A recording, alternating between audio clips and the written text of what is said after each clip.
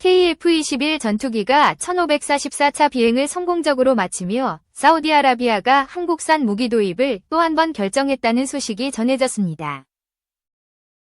최근 KF-21은 지속적인 시험 비행을 거듭하며 안정성을 입증했고 사우디를 비롯한 중동 국가들의 관심이 더욱 커지고 있습니다. 사우디는 이미 한국의 방산 기술력을 높이 평가하고 있으며 이번 계약을 통해 KF-21의 도입 가능성을 적극적으로 검토하고 있습니다.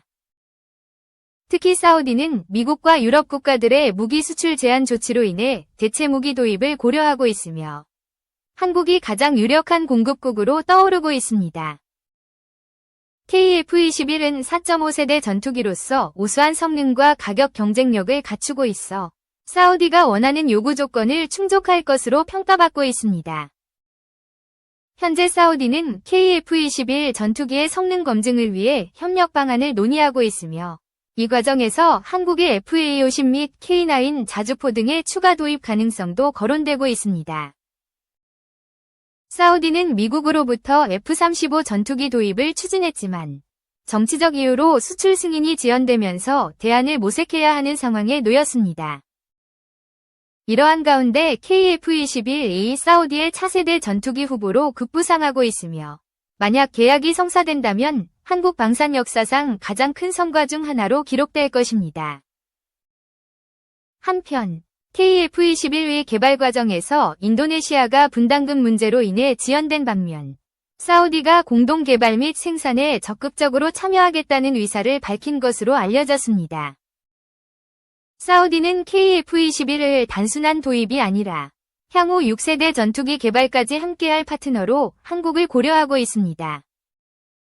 이를 통해 사우디는 자국 내 방산 기술력을 키우고 한국과의 협력을 통해 무기 생산 역량을 강화하려는 계획을 세우고 있습니다.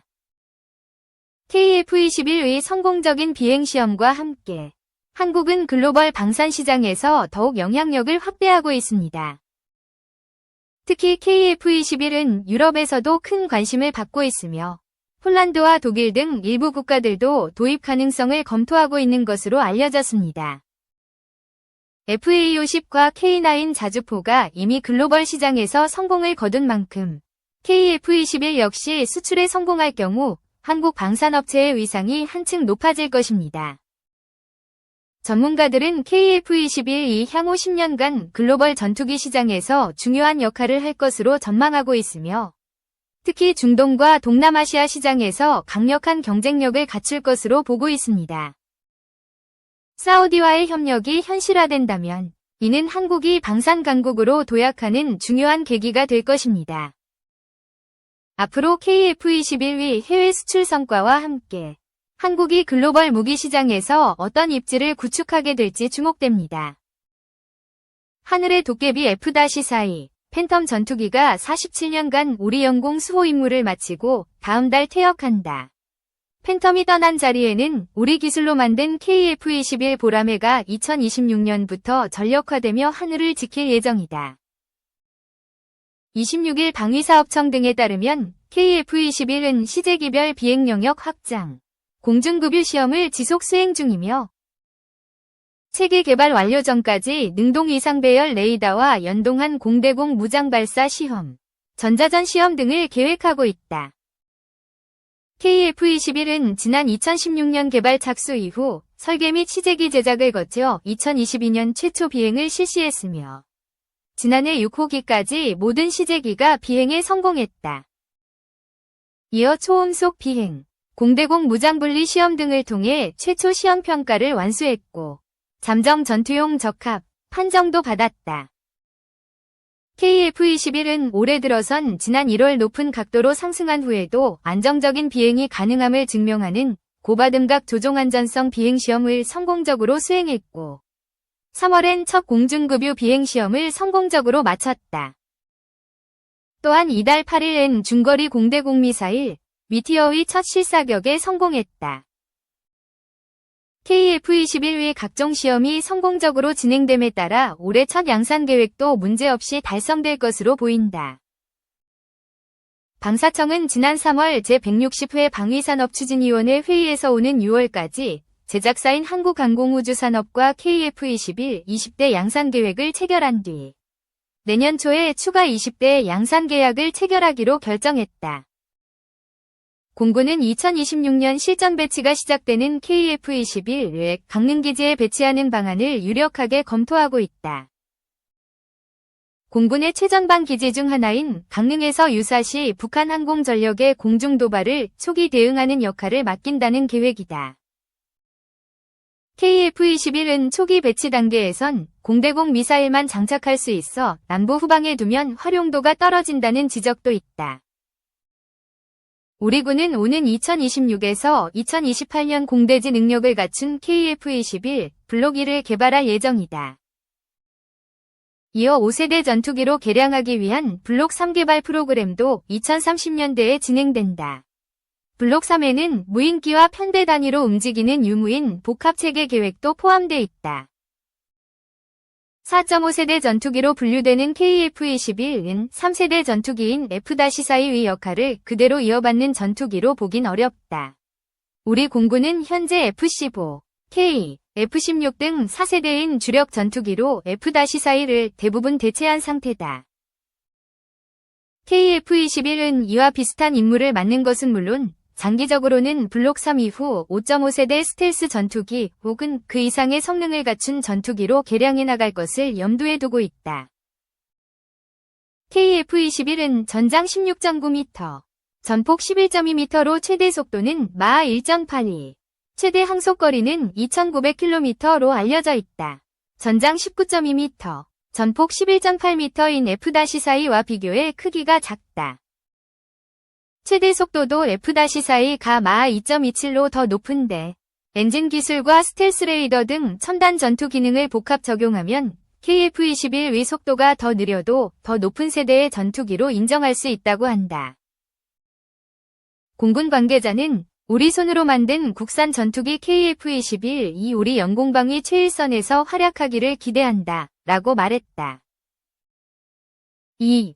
호그리네어 DSK 2025서 액화 수소 드론 및 AI 지상관제 시스템 선보인다. 글로벌 산업방산 드론 시장 진출 도전. 호그리네어는 오는 2월 26일 수부터 28일 금까지 부산 백스코에서 열리는 DSK 2025에 참가한다고 밝혔다.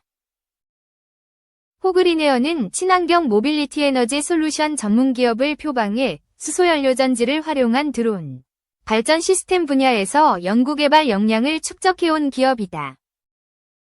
특히 UAM, 도심 항공교통, 드론 등의 차세대 무인 이동체와 신재생에너지를 접목해 장시간 채공 드론과 발전용 수소연료전지 시스템, 전기차 충전용 이동형 수소연료전지 시스템 등을 개발한 바 있으며 이처럼 폭넓은 포트폴리오와 우수한 품질을 앞세워 국내외 시장에서 선도적인 입지를 구축하고 있다는 것이 회사 측 설명이다. 이번 전시에서 호그리네어는 수소에너지를 활용한 자사 솔루션을 다채롭게 소개하는 가운데 동급 드론 대비 압도적인 채공 시간을 자랑하는 액화 수소 드론을 주력 제품으로 선보일 예정이다. 상대적으로 에너지 밀도가 높은 액화 수소의 특성, 이 점을 활용해 최대 5시간의 채공 시간을 확보한 호그리네어의 액화 수소 드론은 일반 드론은 물론 기체 수소 드론과 비교해도 2배에서 최대 3배 이상의 비행 지속성을 발휘할 수 있다. 이에 따라 이들의 액화 수소 드론은 장거리 장시간 운용이 가능한 무인 이동체, 항공기를 요구하는 산업 국방재난 안전물류 등 다양한 분야 고객들로부터 높은 활용도를 기대받고 있다. 특히 호그리네어는 단순히 하드웨어의 완성도를 높이는 수준을 넘어 독자적인 지상관제 시스템을 통해 드론의 정확하고 안전한 임무 수행을 뒷받침한다. 5G, 5세대, 이동통신을 활용한 실시간 데이터 통신으로 연결 속도와 안정성 우려를 최소화하는 동시에 AI, 인공지능, 모델로 구현한 영상 분석, 자동 비행 경로 최적화 기능을 아울러 제공한다.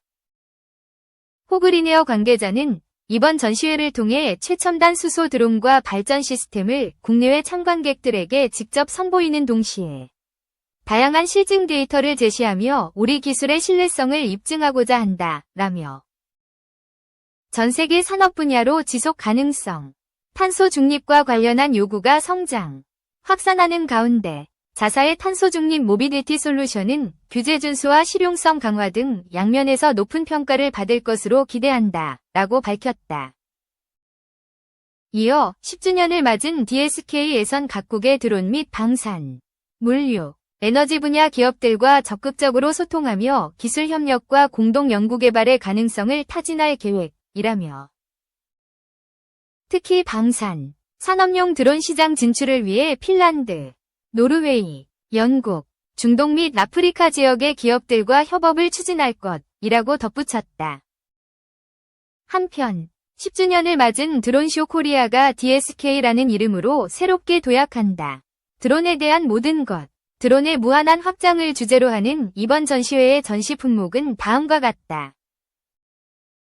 검은색 위쪽 삼각형 드론, 농업, 공간정보, 안전, 보안, 배송, 물류, 건설업, 교통관제 등 검은색 위쪽 삼각형 로보틱스, 무인기, 휴머노이드, 지상, 해상 로보틱스, 스마트 팩토리 및 자동화, 센서, 기타 S, W 및 부품 등 검은색 위쪽 삼각형 미래항공, 모빌리티, UAM, AAM, 버티포트, 지상관제, 운영 S, W, 통신, 인증 등 검은색 위쪽 삼각형 평화유지, 안보, 대테러 및 평화유지를 위한 드론의 활용, 전투체계의 자율화 및 고도화 등 검은색 위쪽 삼각형 5차 산업혁명, 인공지능, 기계학습, 원격, 자율주행, 신재생에너지, 지속가능성 등 검은색 위쪽 삼각형 항공우주, 저궤도 위성, 원격 탐사, 위성항법, 우주발사체, 우주 스타트업, 민간우주 개발사업, 우주 활용 등 3. 미러, 이번 주 종전협상, 유럽 패싱 논란 반박. 미국과 러시아가 이번 주 사우디아라비아에서 러시아 우크라이나 전쟁 종식에 대한 협상을 시작합니다. 미국은 이번 협상에 유럽을 배제시켰다는 이른바 패싱 논란을 두고 모두를 한자리에 모을 거라고 반박했습니다. 워싱턴에서 왕종명 특파원입니다. 스티브 위트코프 백악관 중동특사는 폭스뉴스 인터뷰에서 마이크 왈츠 국가안보보좌관과 함께 오늘 중 사우디를 방문할 거라며 트럼프 대통령 지시에 따라 러시아와 회동할 거라고 말했습니다. 미국 정부 당국자로는 처음으로 미러가 제3국 사우디에서 종전협상을 개시한다는 사실을 공식 확인한 겁니다. 양측은 이번 만남에서 트럼프 대통령과 푸틴 러시아 대통령의 정상회담도 조율하는데 대화가 순조롭게 진행된다면 이르면 이달 말 미러 정상회담이 성사될 것으로 보입니다.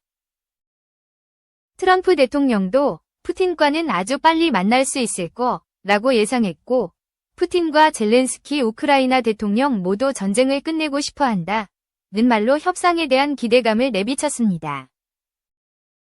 양측의 협상 개시가 임박해지자 우크라이나는 오늘도 협상 배제, 이른바 패싱 논란에 대한 불만을 멈추지 않고 드러냈습니다. 우리가 러시아만큼 크지는 않지만 미국에 전략적으로 더 중요하다고 생각합니다. 왜냐하면 우리는 진정한 오방이자 동맹이며 공통된 가치를 공유하기 때문입니다. 유럽 정상들도 종전 협상에 대한 유럽만의 목소리를 내기 위해 오늘 중 파리에서 긴급회의를 열기로 한 가운데 백악관은 유럽을 배제시킨 적 없다며 반박했습니다. 그들, 유럽이 현재 진행 중인 일부 과정에 불만일 수 있지만 그들과 협의하지 않는다는 데에는 반박해야 합니다. 왈츠 보좌관은 부통령, 국무장관, 국방장관, 재무장관, 특사 등 모두가 이번 주 유럽에 머물며 동맹과 협력하고 있다고 강조하면서 적절한 시기에 모두를 한자리에 모을 거라고 말했습니다. 마코 루비오 국무장관도 진짜 협상에 도달하면 우크라이나와 유럽이 개입해야 한다면서 우리는 아직 그 수준에 도달하지 못했다며 패싱 논란을 일축했습니다.